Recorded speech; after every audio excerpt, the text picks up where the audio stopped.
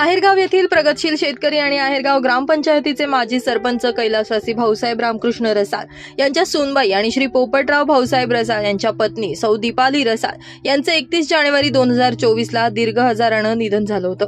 त्यांच्या प्रथम पुण्यस्मरणाचा कार्यक्रम पिंपळगाव बसवंत येथील पाचोरे फाट्याजवळील रंगत लॉन्स या ठिकाणी रविवारी शोकाकुल वातावरणात संपन्न झाला। कैलासवासी सौ दीपाली पोपटराव रसाळ यांच्या स्मृतीप्रित्यर्थ यावेळी तुळस, बेल, लाजाळू, शमी, आंबा अशा प्रकारच्या बहुउपयोगी विविध वृक्षांचं वाटप उपस्थित नातेवाईकांना देवरगाव येथील सुजित महाराज आणि आहेरगाव येथील नंदू महाराज पवार यांच्या हस्ते करण्यात आलं। सौ दीपाली रसाळ यांच्या कार्याविषयी नंदू महाराज पवार यांनी यावेळी प्रवचनातून उपस्थित नातेवाईकांना आणि आप्तेष्टांना माहिती दिली। तसेच प्रत्येक मनुष्याच्या जीवनात दुःख आणि सुख कशा प्रकारे येतं, दुःख आणि सुखाच्या काळात माणसाने कसे जीवन जगावे याविषयी मार्गदर्शन केलं। यावेळी कादवाचे चेअरमन श्रीराम शेटे, संपतराव घडवजे, भास्कर महाराज रसाळ यांनी श्रद्धांजली अर्पण केली। यानंतर पसायदानानं कार्यक्रमाचा शेवट झाला। प्रथम पुण्यस्मरण कार्यक्रमाला रसाळ परिवाराचे सर्व नातेवाईक आणि मित्र परिवार मोठ्या संख्येने उपस्थित होते।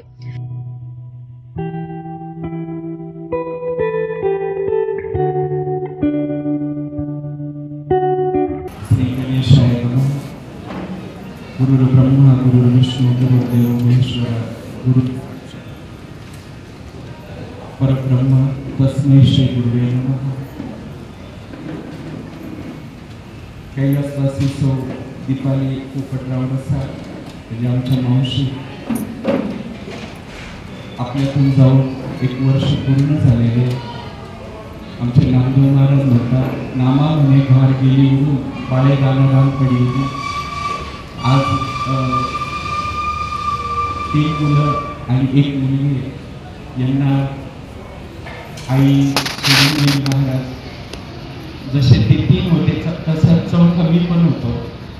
आयुष्यामध्ये माझ्या वाढदिवसाला माझी आई कधी आली नाही, तर दरवर्षी वाढदिवसाला देवरगावला त्या हार फुलं वगैरे घेऊन यायच्या। आणि चला प्रारब्धाच्या पुढे कोणालाही जाता येत नाही, पण खूप मोठा दुःखाचा डोंगर ह्या परिवारावर कोसळलेला आहे। आणि गेल्या 20 वर्षापासून या घराशी माझे संबंध आहे, कारण आशीर्वादाने मी केकेवाडीला सोबत होतो। तो माझ्या मागे होता 2 वर्ष, पण तो जो आई खाऊ करून पाठवायची तो माझ्या वाट्याचा सुद्धा खाऊ दरवेळेस असायचा। आणि आईचं खूप सारं प्रेम आम्हाला मिळालं आहे। तर आज ही वेळ नको बघायला होती, पण चला प्रारब्धाच्या पुढे कोणालाही जाता येत नाही। आणि जगात मी नेहमी सांगत असतो, साधूचा आणि आईचा सासुरवास कधी संपत नसतो। आई या जगामध्ये जिथं सर्व वेद पुराण महाराज आई पुढे धक्के झालेले, इतकं मोठं स्थान आईचं आहे।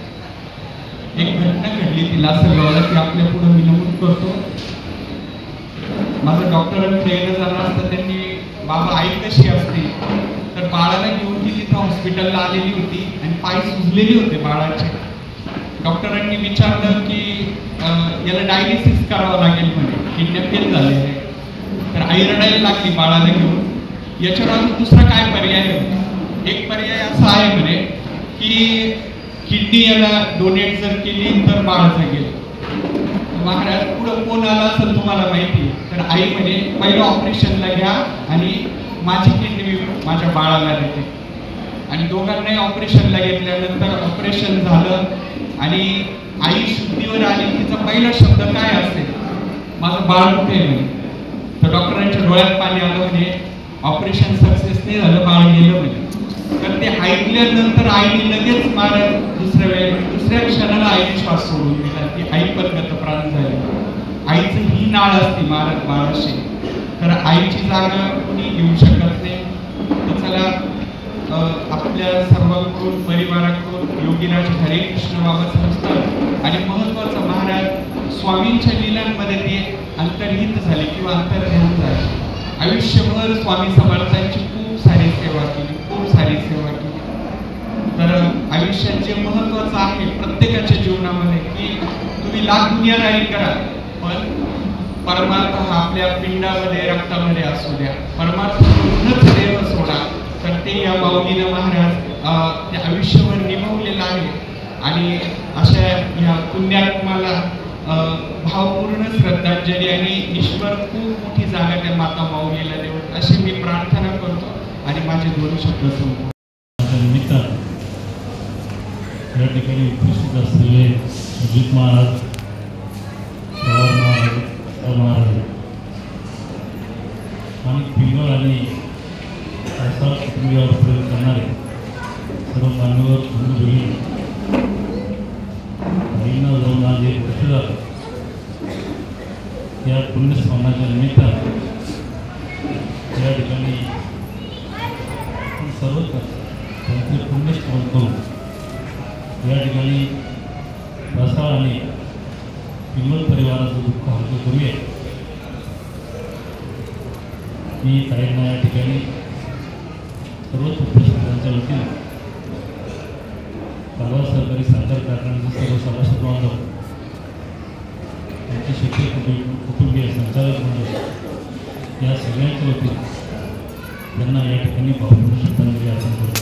गावाने निवडणुकी सोडून कर्नाटकामध्ये एकदम सुखाचा झाला. त्यांच्या गाण्याने त्यांच्या परिवारावरती जो दुःखाचा डोंगर कोसळला तो पेलवण्याची परमेश्वर त्यांना शक्ती देवो, ताकद देवो, त्यांच्या आत्म्यास स्थिर शांती लाभो अशी भगवंताची प्रार्थना करतो थांबतो. मित्रपरिवाराच्या हृदयाला किती मोठा छेद घेतं याचा अर्थ आपण करू शकत नाही. काय असते आई? स्वामी तिने जगाचा आई बिना भिकारी. 1 वर्षापासून परिवार आपल्या आईच्या प्रेमाला मातृत्वाला मोकळा आहे. लेकराबद्दलचे इतक्यात उदाहरण आमचे मीराबाई दास यांनी सुंदरचं उदाहरण, अगदी सत्य उदाहरण असं सुजितजी महाराज यांनी कथन केलं. जिवंतपणे तर आपली आई काळजी घेतेच, पण मृत्यूनंतर सुद्धा थांबते, ती आपल्यासाठी थांबते. तिचं नाव आई आहे. आ या शब्दातली ताकद मोठी महान आहे. आ म्हणजे आत्मा, आई म्हणजे ईश्वर, ईश्वराचं रूप आई आहे. बाळाला कणभर जरी जखम झाली तरी तिच्या अंतःकरणाला असं पिळून येतं, तिचं नाव आई आहे.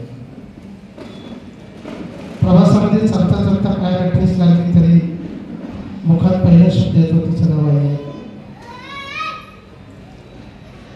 आपल्या लेकराच्या हिताबद्दलच सदैव जिचं अंतःकरण तळमळतं, तिचंच नाव आई आहे. रात्रंदिवस आपल्या नजरेतनं त्यांचं सौभाग्य पाहावं ही एकच नजर या विश्वामध्ये आहे, तिचं नाव आई आहे. लेकराचं हित सोडून तिला दुसरं काहीच वाटत नाही. लेकराचे हित व हे माऊलीचे चित्त आमचे तुकोबा सांगतात. 80 कळवळ्याची जाती करी लाभावी नव्हती. त्याच्या पुढे महाराजांनी सांगितलं, जिचेकडे बाळ प्राण तेच विकळ ऐसा मातेचा स्वभाव. सूत्रदूर एक जीव सुखाची विश्रांती उमटे मातेच्या चित्ते ऐसा मातेचा स्वभाव. सूत्रदूर एक जीव तुका म्हणे संत तुम्ही भाऊ कृपावत ऐसा मातेचा स्वभाव. सूत्रदूर एक जीव. जाळात टाकलेली दोरी जळते पण ती साखळी जळत नाही, तशी दीपाली ताई आमच्यात नाही. तिची माया कधीच आणि खरोखर या लेकरावर या कुटुंबावरची कधी होणार नाही. अशा सौभाग्यवती दीपाली ताई तुमच्या काकू 1 वर्षापूर्वी गेल्या स्वामी समर्थ केंद्रामध्ये अण्णासाहेब पाटील मोरे या दरबारामध्ये किती नाव आणि गुरुचरित्र पारायण केले असतील, किती अनुष्ठान केले असतील याचा मलाही अंदाज आहे. Baswant NH3 digital, Pimpalgaon.